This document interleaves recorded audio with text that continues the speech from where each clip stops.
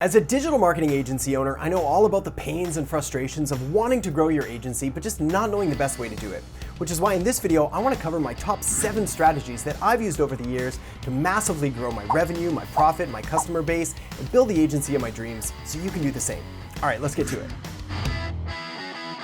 Hey there, my name is Adam Erhart, Modern Marketing Strategist, and welcome to the Modern Marketing Show, where we help you make marketing that matters. So, if you're interested in learning about the latest and greatest marketing strategies, tools, tips, tricks, and tactics, well, you may want to consider subscribing and hitting that notification bell. Alright, so if you're here now, it's because you want to grow your digital marketing agency, which I first have to commend you on, because wanting to grow your agency is a very noble pursuit. The more you grow, the more people you're going to be able to serve, and the more people you serve, well, the more they're going to be able to serve in turn. And thus, we fuel the business, we fuel capitalism, and we make the world a better place. Now, before we dive into the tips, real quick on my history, just so you know who I am and why I'm qualified to talk about this, I've had a digital marketing agency for years. I started way back in the day by offering things like web design and social media. Over the years, that evolved into SEO and a lot of search engine marketing, and then that evolved even further to where we are now, which really focuses on online advertising like Facebook ads, Instagram ads, YouTube ads, and Google ads. And that essentially is where we're at now. Now, when I first started the business years ago, it was a very, very sketchy start, as I'm sure you can remember when you first started your agency. In fact, for the first few months, I was making almost no revenue, and it was only when I put kind of my foot in the ground, flag in the ground, foot in the sand, drew a line in the sand, whatever. It was only when I drew a line in the sand and said, this is the point where I'm going to make it, or I'm essentially going to quit, give up, and go back and get a job again. Well, that's when things really took off, because I was willing to do the things that I'd been previously unwilling to do. And that's really what we're going to be focusing on here, is essentially leveraging the things that most of your competitors aren't willing to do, which is going to give you a leg up and allow you to really just blast them out of the water. So with that said, this first tip is going to sound a little counterintuitive. After all, if your goal is to grow and scale your agency, why would you want to do the unscalable? Well, essentially the unscalable things are often the ones that have the most traction, especially when you're trying to grow and really hit that next level. After all, there's no substitute for face-to-face conversation. Now, this is a mistake that I made a few years ago, is that as my agency started to explode, I started to move further and further away from those personal relationships and those face-to-face conversations. In turn, the business kind of ended up plateauing, and it was only when I started to recommit myself as the agency owner to doing those unscalable things like meeting clients in person, following up, doing a lot of really personal interaction. Well, that's when things took off again, because my clients started to really understand that I truly, genuinely cared about them and about their success, and I was willing to do the things that others were not.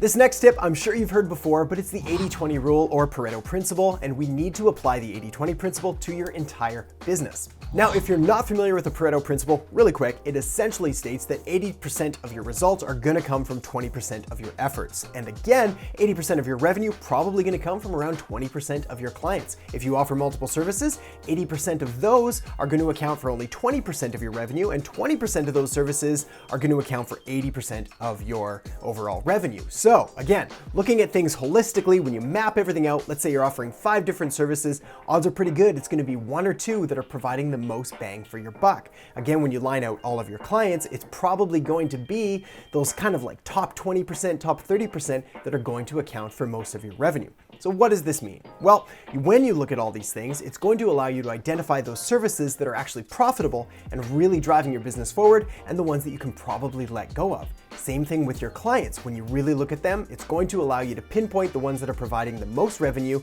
so you can not only do a better job for them, but you can find the traits that are similar between them all and go out and get more clients just like that. This next tip is one I've fallen victim to countless times before, and essentially what you want to do here is give them what they want, not what you want. And even though you are the digital marketing expert, you know the business inside and out, you know what's probably best for them, they may come to you looking for something completely different. Now, it is obviously going to be wise and ethical and honorable and authentic to end up giving them what they need in the end, but at the beginning, if they say they need just social media management, you're best to kind of approach that conversation and the client that way, and then pitch them on the other things that they really should be doing after that. So it's really hard to sell someone something that they don't want or don't think they need. It's a lot easier to give them what they want and then convince them afterwards by showing them what you've done for them, but how it could be so much better. And really, that's the way that you want to approach this direction. When it comes to running a digital marketing agency, there's a number of different things that go into it. There's obviously the sales, there's the marketing, there's the fulfillment or the operations of the client work, there's the finance side, side, and then there's kind of all of the other areas that go into it, like the mindset and the team building and the leadership and the management, all that other stuff. Well, you as the digital marketing agency owner, you've got a very unique skill set, and essentially you want to stay operating in your zone of genius. Maybe this is actually doing fulfillment for clients, or maybe it's getting on the phone and signing up clients, or maybe it's just designing all the marketing behind the scenes and letting someone else handle the sales and operations of the business. Whatever it is, the better that you're able to identify and really articulate what you do best, the better you're going to be able to get everything else off your plate, which means you're going to have less stress, you're going to have more time, and your client results are going to skyrocket because you're going to be doing what you're doing best, and other people are going to be able to focus on doing what they do best. Win-win all around. The next tip that we have to cover if you want to grow your digital marketing agency is that you do in fact need to niche down. Now, I know you've heard this before, so before you skip the video and completely write it off, there is some merit to this, but I want to put in a few caveats. Now, I know you've heard that you need to niche down and niche down again and niche down again. Well, this can in fact work, and in fact, if you're just getting started, it's great advice. But as you scale up, it's harder and harder to do because eventually you're going to run out of market cap of a super micro niche, so you're going to need to expand a little more.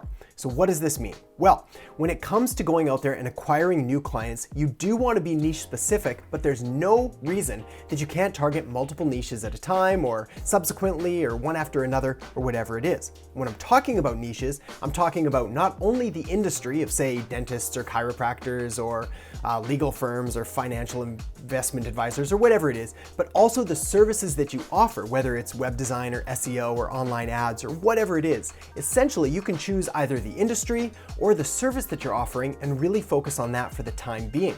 Once you've kind of built that up to the level that you want, then you can move on to the next one. So yes, you do need to niche down, but you are able to have multiple different niches that you're targeting with multiple different marketing campaigns in your own business. The next tip is one of my absolute favorites and is largely responsible for massive growth in the very early years of my business. And this is the willingness to outspend your competition.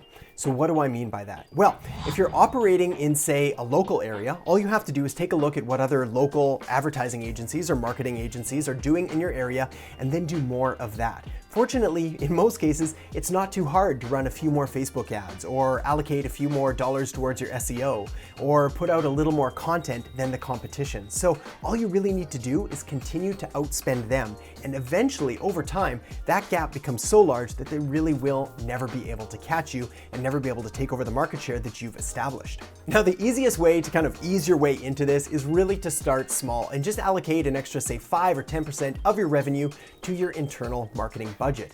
Over time, as your revenue grows, that budget is going to grow along with it, and it becomes a lot easier to essentially take over the market with content and value and more ads and staying top of mind among your target market. You know, basically all the things you're trying to do for your clients. All right, so this final tip should come as no surprise, but if you want to grow your agency, you're going to need to get more clients. Fortunately, I've got a video I'll link up right down below here you'll want to check out, which is all about how to get more clients. All right, so thanks so much for watching. I hope you enjoyed the episode. Make sure to check out that video down below on how to get more clients. If you enjoyed the video, make sure to give it a thumbs up, subscribe to the channel, and say hello in the comment section below. All right, so thanks so much for watching, and I'll catch you next time on The Modern Marketing Show.